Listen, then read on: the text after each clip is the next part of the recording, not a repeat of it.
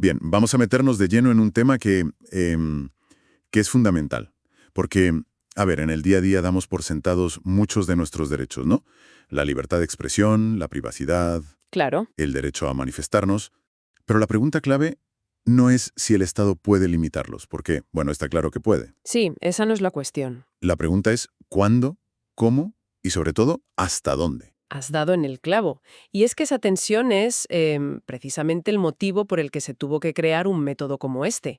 Sin él, la balanza casi siempre se inclinaría hacia el lado del poder, de la supuesta eficacia o seguridad. Exacto. Inactuantes que nos han facilitado hoy exploran justo ese campo de batalla. Plantean que entre el todo vale por la seguridad y el ningún derecho se puede tocar jamás, hay una zona gris enorme. Nuestra misión hoy es desgranar la herramienta que se diseñó para navegar esa zona, el llamado test de proporcionalidad. Vamos a ver en qué consiste, cómo funciona y por qué es tan decisivo. Así es. No es una fórmula mágica, sino una estructura de razonamiento, un mapa. Su origen está muy ligado a la jurisprudencia del Tribunal Constitucional alemán de la posguerra y a teóricos como Robert Alexy. La idea de fondo es aceptar una realidad. Los derechos fundamentales no son absolutos, chocan entre sí constantemente o con bienes colectivos como el orden público, la salud. Este test es el procedimiento para resolver esas colisiones de forma racional, argumentada, no a golpe de intuición. Vale, pues vamos a desmontar este mapa pieza por pieza.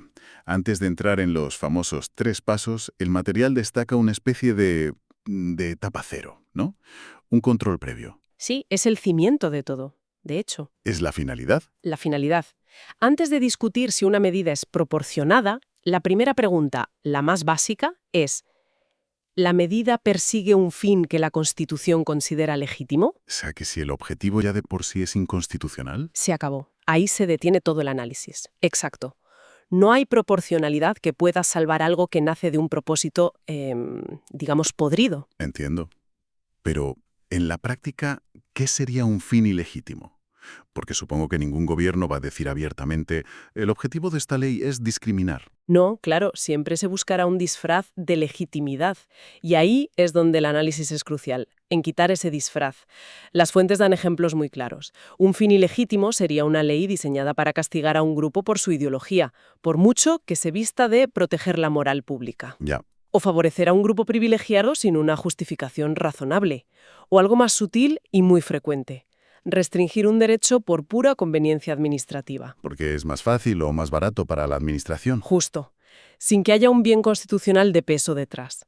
Si el fin no es válido, proteger la seguridad, la salud, la medida es nula, de raíz. Vale. Superada esa primera barrera, la del propósito, entramos en el primer escalón del test, la idoneidad.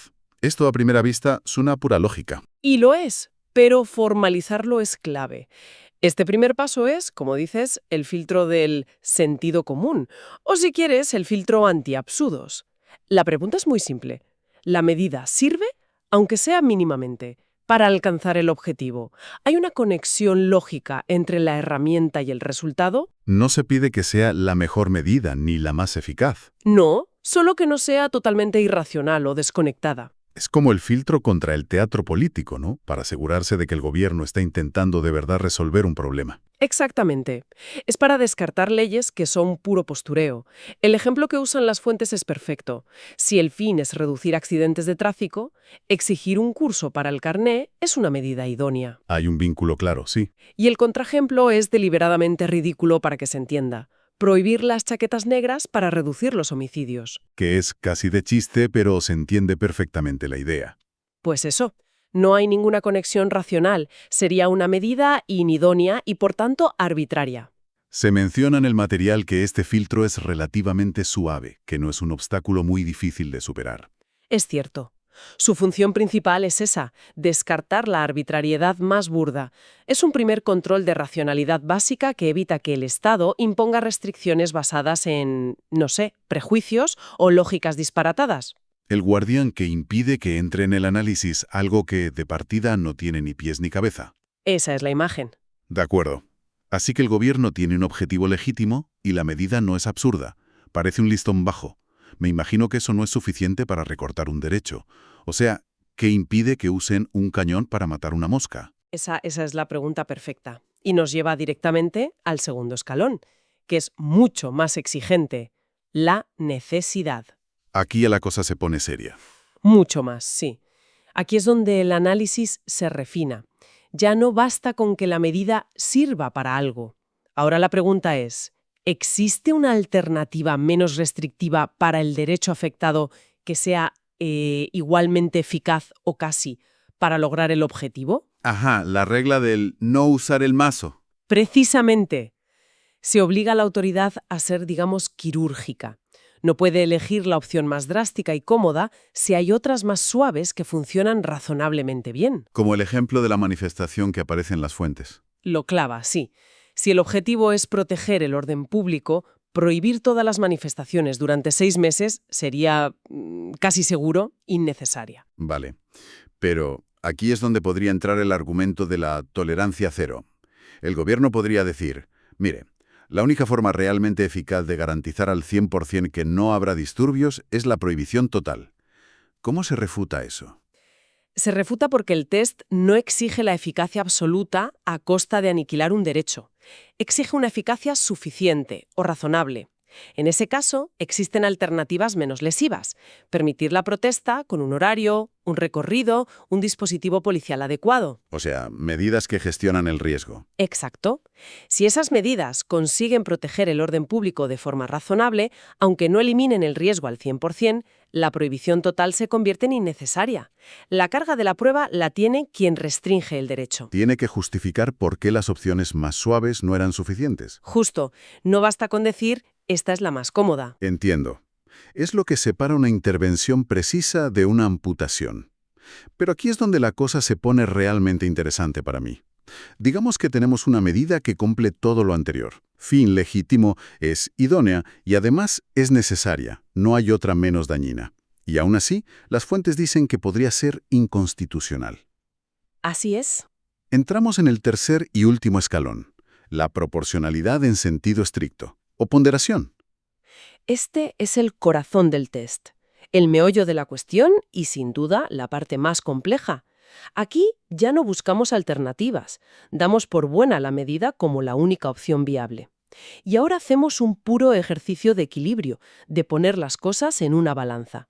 La pregunta final es, ¿el beneficio que se obtiene con esta medida justifica el sacrificio que se le impone al derecho? Y aquí es donde a mí me surgen las dudas, porque suena muy abstracto.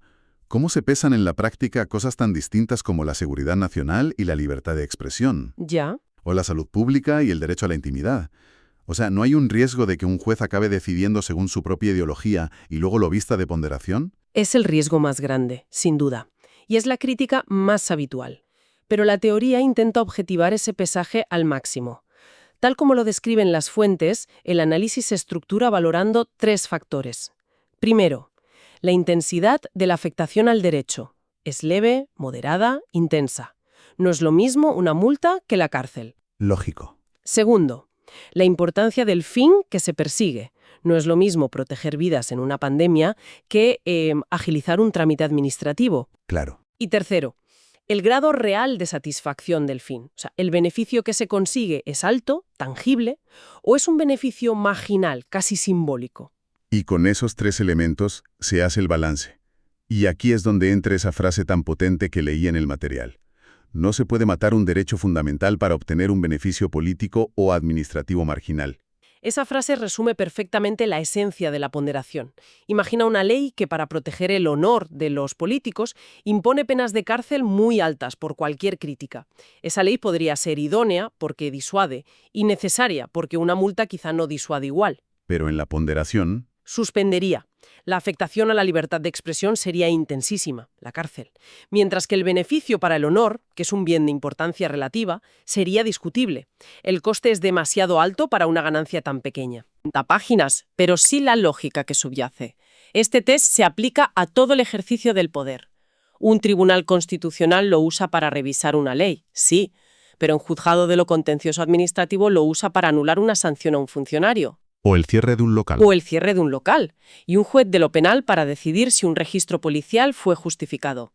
Cualquier autoridad que limite un derecho debería ser capaz de justificar su decisión pasando mentalmente por estos 3 escalones. Las fuentes destacan las fortalezas del método. Estructura la discusión, da transparencia, evita el «porque lo digo yo», pero también advierte de riesgos. Importante como conocer los pasos, sí. El principal riesgo es que todo esto se convierta en una fachada para justificar decisiones ya tomadas. Hay dos grandes peligros. Por un lado, el que tú apuntabas, el subjetivismo encubierto. El juez disfraza su opinión personal con el lenguaje técnico del test. Dice, he ponderado, pero en realidad quiere decir, esto es lo que a mí me parece justo. O sea, usar la jerga para sonar objetivo y que nadie pueda discutir la decisión. Exacto. Y el otro riesgo, que va de la mano, es el formalismo vacío, que es si cabe más peligroso. Consiste en rellenar la sentencia con las palabras clave, idoneidad, necesidad, proporcionalidad, pero sin un análisis real detrás. Se mencionan los escalones, pero no se explica por qué la medida los supera. Sería algo así como que un gobierno apruebe un decreto y simplemente añada un párrafo que diga: esta medida se considera idónea, necesaria y proporcionada. Y ya está, como marcar unas casillas en un formulario. Has dado en el centro de la diana. Es el equivalente a que un estudiante de matemáticas escriba QED al final de un problema sin mostrar ni un solo cálculo. Las palabras están ahí, pero el razonamiento está ausente. Y eso anula por completo el propósito del test. Por eso se insiste tanto en que, bien aplicado, es una herramienta de precisión democrática, pero mal usado puede ser una coartada elegante para la arbitrariedad de siempre. Entonces, para resumir, lo que hemos analizado hoy no es un concepto abstracto solo para juristas, es el mecanismo con el que un Estado de Derecho se asegura de que el poder rinda cuentas.